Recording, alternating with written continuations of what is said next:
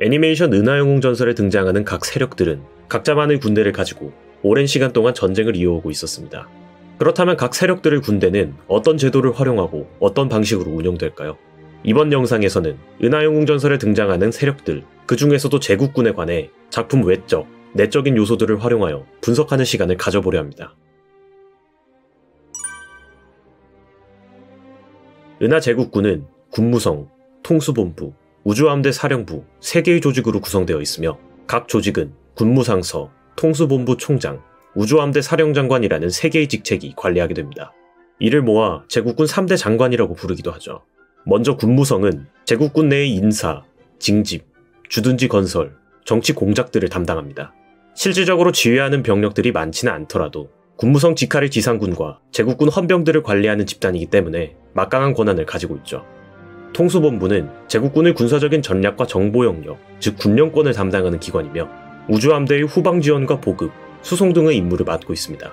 그 이외에도 소규모의 국내 수비군과 행성 경비대의 지휘를 담당하죠.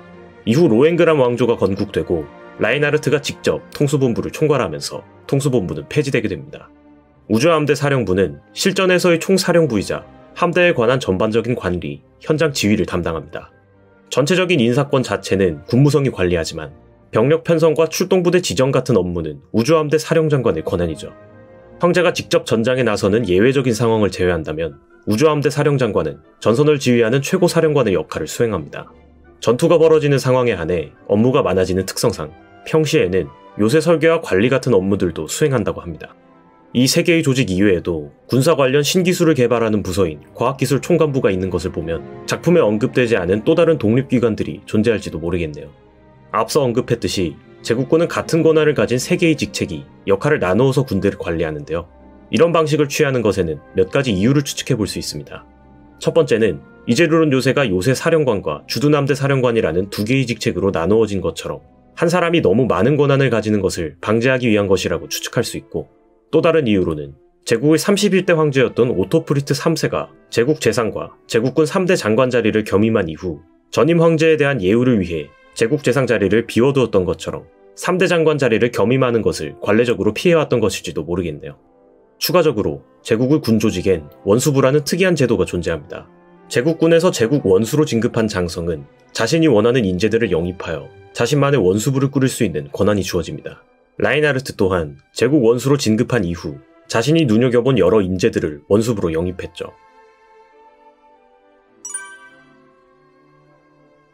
제국군의 계급 체계는 라인하르트가 거쳐간 직책들을 통해 어떤 계급에서 어떤 직책을 받는지를 대강 추측해 볼 수 있는데요.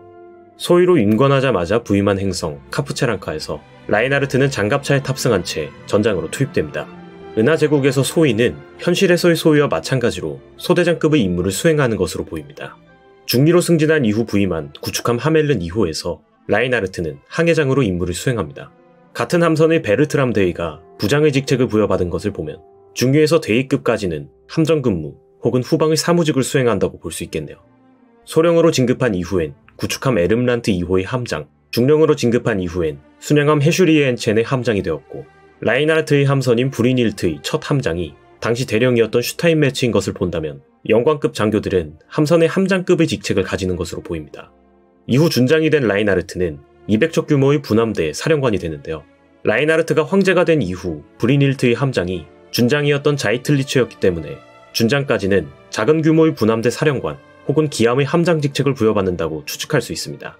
이후 소장 시절엔 3,000척, 중장 시절엔 8,000척, 대장 시절에는 1만 척에 달하는 함대를 지휘하는 것으로 보아 장관급 이상의 계급부터는 큰 규모의 함대 사령관 직책을 수행한다고 볼 수 있겠네요.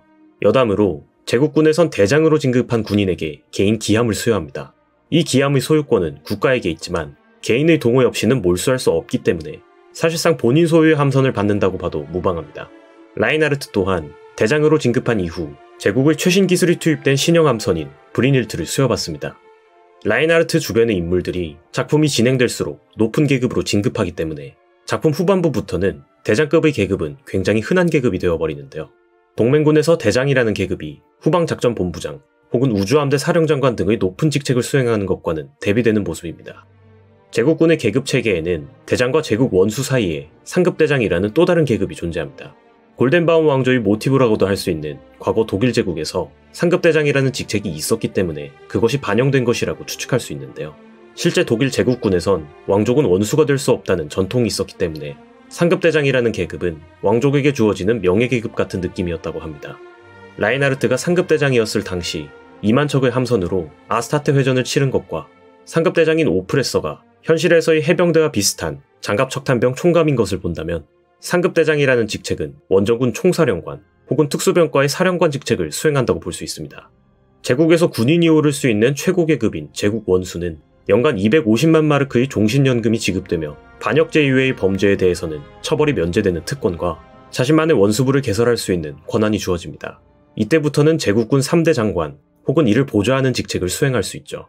여담으로 제국 후 24대 황제였던 코르넬리우스 1세는 제국 원수 계급장을 남발하는 취미를 가지고 있었습니다. 자유행성 동맹을 정복하기 위한 원정에서 그를 따라간 제국 원수가 무려 58명이라는 언급이 있죠.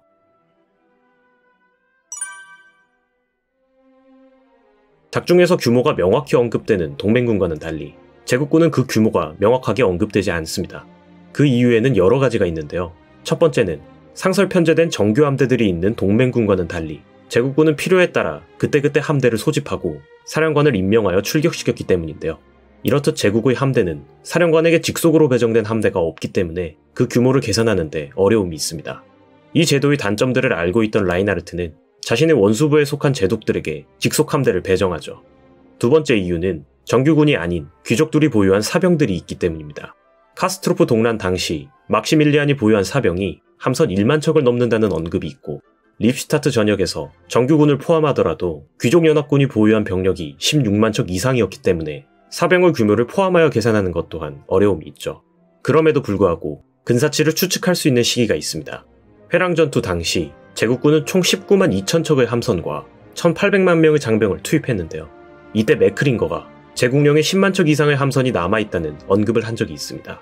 그렇다면 이 시점에서 제국군은 약 30만 척 이상의 함선을 보유하고 있었다고 계산할 수 있는데요. 제국령 침공작전과 립스타트 전역에서 소모된 병력들을 합산한다면 일권 시점에서 제국군은 약 40만 척 이상의 병력을 보유하고 있었다고 생각할 수 있습니다. 거기다 황제 납치 사건 이후 제국은 1억 명 100만 척이라는 구호를 내세우며 대대적인 군비 확충을 시도했기 때문에 이후엔 더 많은 병력들을 보유했을 수도 있겠네요.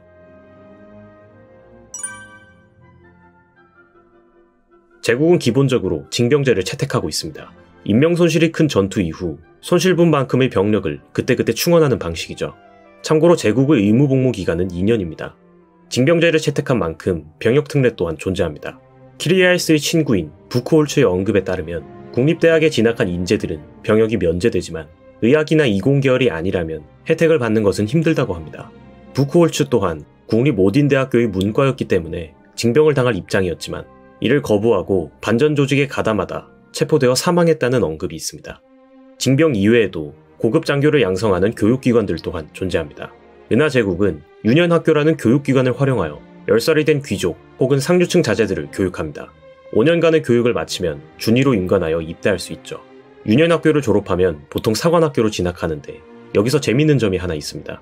평민 출신인 미터마이어는 16살의 나이에 사관학교에 입학하여 20살에 소위로 임관하는데요. 정작 유년학교 졸업생들은 졸업과 동시에 준위로 임관할 수 있죠. 4년간의 추가 교육 과정을 거친 이후 고작 1계급만 승진한 채 임관한다는 특이한 교육 과정인 건데 유년학교는 귀족과 상류층 자제만 입학할 수 있고 사관학교는 평민인 미터마이어도 입학할 수 있는 점으로 보아 유년학교는 어린 나이에 장교로 입대할 수 있는 귀족을 위한 특권인 것으로 보입니다. 제국에선 평민이 가장 빠르게 출세하는 길은 군인이 되어 무공을 세우는 것이라는 인식이 있습니다. 이는 철저한 군국주의인 제국의 사상을 반영하여 누구도 부정할 수 없는 확실한 무공을 세운다면 진급이 보장되어 있기 때문인데요. 덕분에 평민 출신인 미터마이어는 전장에서 무공을 세워 신분의 차이를 극복하고 빠르게 진급할 수 있었으며 비슷하게 하급 귀족 출신인 오프레서 또한 전장에서 많은 무공을 세워 상급대장의 지위에 오르게 되죠. 하지만 제국군의 명장으로 유명한 메르카츠가 대장에서 진급이 막힌 것을 보면 어느 정도 라인을 잘 타야 하는 것으로 보입니다. 은하영웅전설 세계관에서의 군대는 젊은 나이에 높은 계급을 다는 인물들이 많습니다. 라인하르트의 원수부에서 가장 연장자에 속하는 오베르슈타인이 39세의 나이에 제국 원수가 되었고 평민 출신인 미터마이어 또한 라인하르트를 만나기 이전부터 장성 계급을 달고 있었으니 어느 정도 라인을 잘 타야 한다는 것만 제외하면 신분과 관계없이 제국군은 철저히 실력주의인 것으로 보입니다. 추가적으로 전사 이후의 특진에 관해서는 그 절차가 제멋대로입니다. 동맹군과 마찬가지로 전사자에게 2계급 특진이라는 혜택을 주는 것이 관례이지만 대장 당시 사망했던 캠프는 1계급 특진으로 결국 원수가 되지 못했고 이후 추태가 밝혀지긴 하지만 동맹령에서 사망한 렌넨캄프의 경우 특진 혜택을 누리지 못했습니다.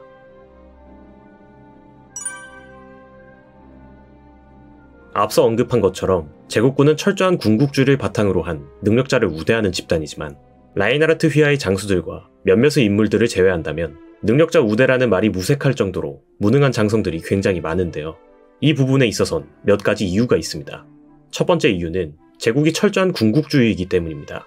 군국주의를 바탕으로 한 집단이라고 해놓고선 무능한 장성들이 많은 이유도 군국주의라고 표현하는 것이 조금 이상하긴 하죠. 군국주의를 사상으로 채택한 제국이기 때문에 대부분의 귀족들은 현역 혹은 예비역으로서 군 계급을 보유하고 있습니다. 무능하기로는 둘째가라면 서러운 인물인 브라운슈바이크 또한 예비역 원수 계급을 가지고 있죠. 이렇듯 많은 귀족들이 높은 계급을 보유하고 있지만 제국의 높은 자리에 있는 인물들과 대부분의 귀족들은 귀족의 지위를 이용해 높은 계급에 오른 실전 경험이 없는 무능한 자들이 대부분이었을 겁니다. 본인의 능력과는 별개로 자신의 지위를 이용해 높은 계급에 오른 장성들이 많았기 때문에 장성들의 수준이 떨어지는 것은 자연스러운 일이었겠죠. 두 번째 이유로 제국의 역사에는 제국군 장교들의 수준을 대폭 떨어뜨린 사건이 있었습니다. 바로 제2차 티아마트 회전이죠. 양웰리 이전 동맹군 최연소 원수였던 브루스 애쉬비에 의해 제국군은 역사적인 참패를 당하게 됩니다. 총합 10만 척에 달하는 함선들이 격돌하는 대규모 전투였기 때문에 당시 참여한 제국군 장성들은 경험 많은 명장들이 대부분이었습니다. 하지만 이 전투에서 40분이라는 짧은 시간 동안 제국군은 60명 이상의 장성들이 전사했습니다. 제국의 1개 함대가 약 20명 정도의 장성들로 구성된다는 점을 보면 최소 3개 함대를 지휘할 정도의 장성들이 한 전투에서 전사한 것이죠. 장성들만 해도 60명 이상의 전사자를 낸 것을 보면 영관, 위관급의 능력 있는 장교들도 수천 명 이상 사망했다고 추측할 수 있습니다. 이 참사를 훗날 군무성이 피눈물을 흘린 40분이라고 묘사하기도 하죠. 실제 제국군은 이 전투에서 입은 피해를 복구하기 위해 10년 이상의 시간이 필요했다고 합니다. 능력 있는 고위급 장교들이 대다수 사망했기 때문에 그들의 빈자리는 자연스럽게 무능한 인물들이 이어받았겠죠. 무능한 장성들이 주축이 되어버린 제국군은 작중 시점에서 50년도 전에 벌어진 이 전투의 피해를 완벽하게 복구하진 못했을 것입니다. 제국령 침공작전에서 유능한 장성들을 대다수 잃은 동맹이 결국 멸망까지 이어진 것을 보면 이 전투가 골덴바움 왕조의 멸망에 적지 않은 기여를 한 것이라고 생각할 수 있습니다.